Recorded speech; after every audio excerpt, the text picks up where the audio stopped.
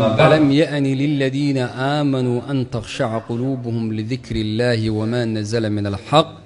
ولا يكونوا كالذين أوتوا الكتاب من قبل فطال عليهم الأمد فقست قلوبهم وكثير منهم فاسقون. مجموعة من القصص وحاف صاروا أيها الأحبة إن أجلاء علماء أجلاء مجموعة من العلماء كوح كمذا علماء دواوين dadku muslimiintii aadka u yaqaanaan cilmiga iyo juhdiga iyo dadaalka iyo alla ka cabsidaba lagu yaqaano aayadan buu ilaahay uga dhigay sabab inay ku soo wada hanuunaan. waxaa ka mid ah culimada Malik ibn Dinar. Malik ibn Dinar waagii hore waxaa la sheegaa inuu ahaa nin macsiyo badan buu ahaa oo dunuub badan buu ahaa oo xumaan badan buu ahaa wax badan lagu sheegay. allah wuxuu sabab uga dhigay subxaana markii horeba gabar fiican oo addoon ah ayuu soo iibsaday wuuna xoreeyey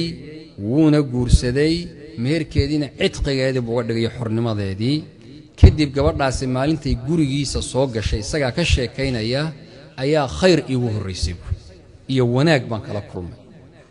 طيب ilaahay bay xusuusisay gabar yar bay u dhashay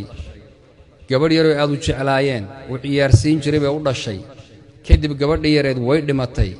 habeen baa wuxuu yidhi waxaan ku riyooday iyada oo qiyaamadii ay dhacday oo dadku wada ordayaan oo cararayaan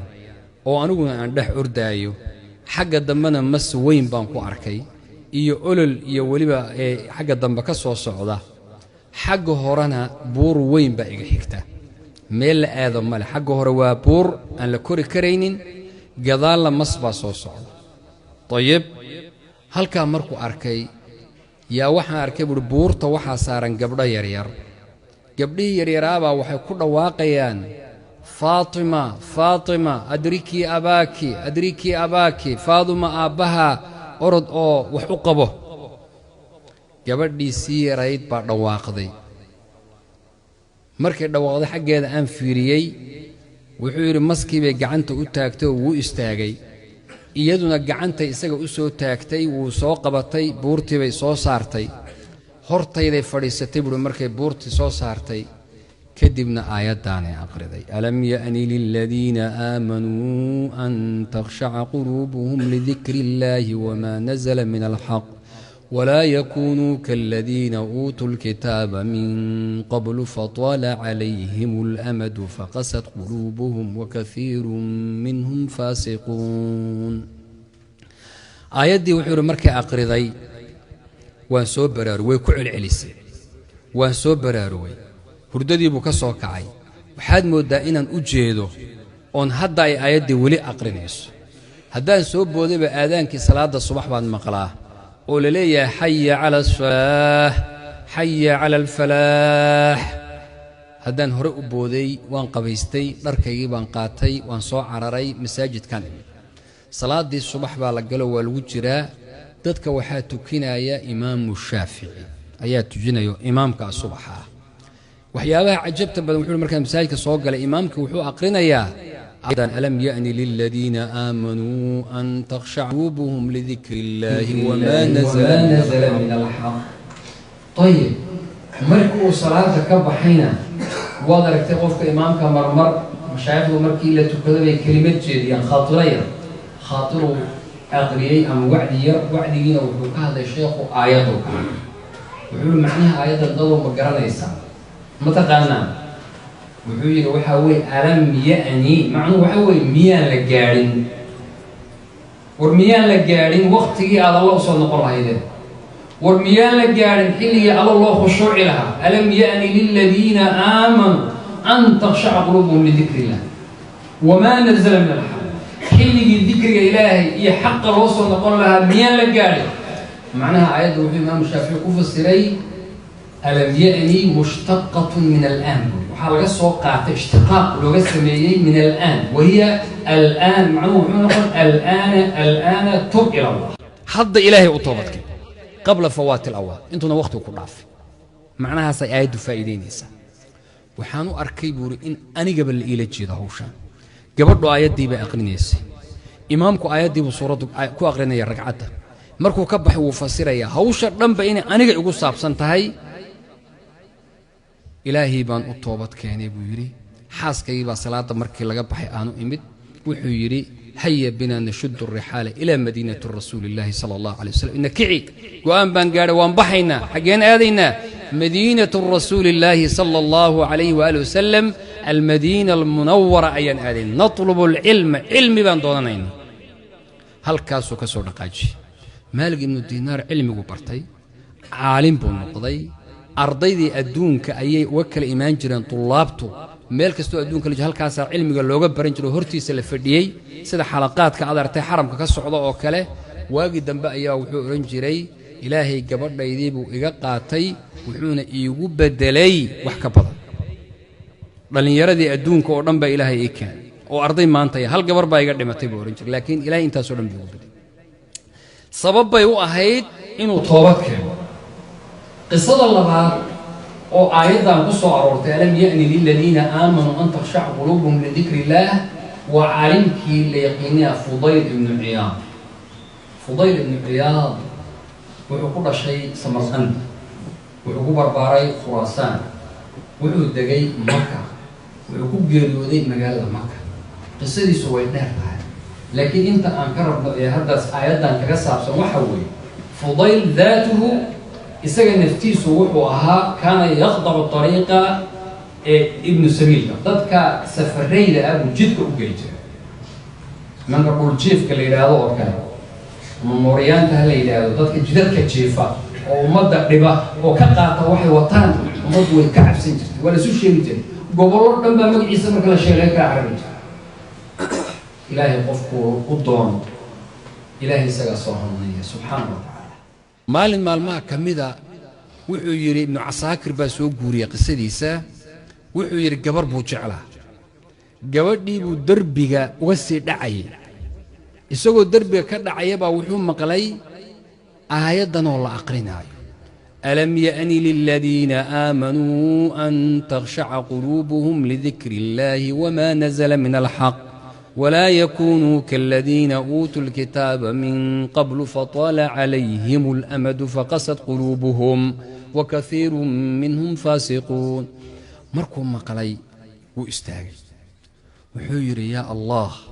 ولا قاري حلقي تذكر ضد عربي وعرب قرن بهايين أيضا معنى هذا يا الله ولا ألم يعني مين لقارن ما ولا قارن ما هل كان وصوب حي meel buu habeenkii damcaynu iska seexdo meeshii waxaa fadhiyaba safar baa fadhiyo oo degan safarkii baa wada hadlay isna uu iska dhex galay qaar baa waxay dhan warna kiciya aan guurayne qaybtii kale la yidhi waryaynaa guuraynin ilaa waaw ka baryo ninkii fudayl ahaabaa xagga hore ku jire waxaan idhi buhi yaa rabbi ma anigu macsiye ilaahay baan u guuraynayaa habeenkii ma ummaddii ilaahayna aniga iga baqayaan saacaddan wuxuu yidhi soo baxa waan idin nabadgelinayaa wuxuu yidhi caawa ma rabtaa inaad ila degtaan qisada masaakir uu sii waday ee keena anaa caawa meel aamina idin geynoo fudayl uusan ee idin taabanayno oo idin martigelinay almuhim ilaahay wuxuu uga dhigay sabab toobadiisa aayadda u maqla caalimka saddexaad ayuha alaxiba waa cabdullaahi ibnu lmubaarak cabdullaahi ibnu lmubaarak nin wuxuu ahaa sanadna xajiya sanadna jihaadka ilaahay aada lagu yaqaano waa ninkii ku dhahaya fudayl ibnu ciyaad qisadii ama qasiidadii dheerayd yaa caabid alxaramayni low absartanaa lacalimta annaka bilcibaadati talcab haddaad ogaan lahayd annagu waxaanu ku jirnaa furinta horaan joognaa adiguna haddaad xaramka ku jirto cibaadada waxaad ogaan lahayd bu inaad ku ciyaarayso sanadna sidaasuu ahaa labada saasuu u socon jiray almuhim cabdullaahi ibnu mubaarak dhallinyaru isaguna soo maray sida dhallinyarada da'diisuba ay yihiin dadka wuxuu ahaa muusikada iyo waxyaabahan ee la gargaraacda buu aadka u jeclaa weliba ma ahayn keliya wuu itqaaninaya baa le yutqinuha yacnii aqoon fiican buu u lahaa maalin maalmaha ka mida wuxuu ihi beeruhu xilliga ay dhaleen oo qashinkii ay cabbayaan iyo wixii aad garanayso o dhan laysku dhex cabbayo halka aannu iskaga tumanayno hawsheeda ku jirno baan seexday habeen waan soo baraarugay markaan saa u soo baraarugay horuu ka qaatayba kamankiisi iyo wixiisi inuu hore ka garaaco haddii aan soo baraarugay laan geedihii ما midhaha lahaayee dee timirtii iyo adduunkii iyo cinabkii wixii ayaad mooddaa laamu wadarteenoo cod bay sameeyaan marka qaarkood waxaad mooddaa inaan maqlayo oo dhagahayga ku dhacaysa laantu inay aqrinayso alam ya'ni liladiina aamanuu an takhshaca quluubuhum lidikri illahi wamaa nazala min alxaq waan booday buu yidhi soo booday wuxuu jebiyey kamankii iyo wixii watay buu kala jejebiyey wax alla wixii qashin ahaa uu ku rarnaa oo dhanna wuu isdhaafiyey ilaahayow adiga ayaan kuu toobadkeenay u soo laabtay cabdullaahi ibnu lmubaarak wuxuu ku sheegay imaamu nawowi markuu ka sheekaynaya taariikhdiisa huwa alimaamu almujmacu calaa imaamatihi wa jalaalatihi waa ninka la isku waafaqsan yahay khilaaf kama jiro qofka la isku waafaqsan yahay imaamnimadiisa iyo qadarka ilaahay siiyey waa isaga alladii tastanzilu alraxmatu bidikrihi waalmaqfiratu bixubbih waa midka raxmaduba waxaa ku soo degtay buuri sheegiisa ku timaadaa sheegiisa yani dadkaa sulaxadee waa wanaagsan xubbigiisa iyo jacaylkiisana dembi dhaaf jacaylka la jeclaado dadka sulaxada ilaahay dembiguba ku dhaafaa waa majmuuca min alculamaa ayuha alaxiba gebagabada khudbadeenna ama khulaasadeedu waxay noqonaysaa qof dad badan yani qofku waa bini aadam dembina wuu ka dhacaa laakiin dadka ugu fiican sida xadiidkii rasuulkiiba ahaa wuxuu ahaa kullu ibni aadami khataa wa khayru lkhataa'iina tawaabu bini aadamku gef waa wada leeyahay dembi waa haddaad adugu isleedahay qof kaa dembi badan ma jiro kuwaa kaasii dembi badan marka ha isdhihin marxalaad gaadhay meel aadan ka soo noqon karin baad gaadhay ha odhane meel kasta intii qalbigaagu joogo oo qiyaamadu ayna imaanin oo xiskaaga iyo garashadaadu joogo meel laga noqdo waad joogtaa alla u soo laabo subxaana wa tacaala waxaad ogaataa inaan nin waliba isagoo caaliman uusan soo dhalanin isagoo oo fiican oo masaajidka safka uga jira unuu soo dhalanin in la soo maray culimo waaweyn oo adduunka u reebay wax badan oo dhaxalla uga tegey inay soo mareen macaasi tiro badan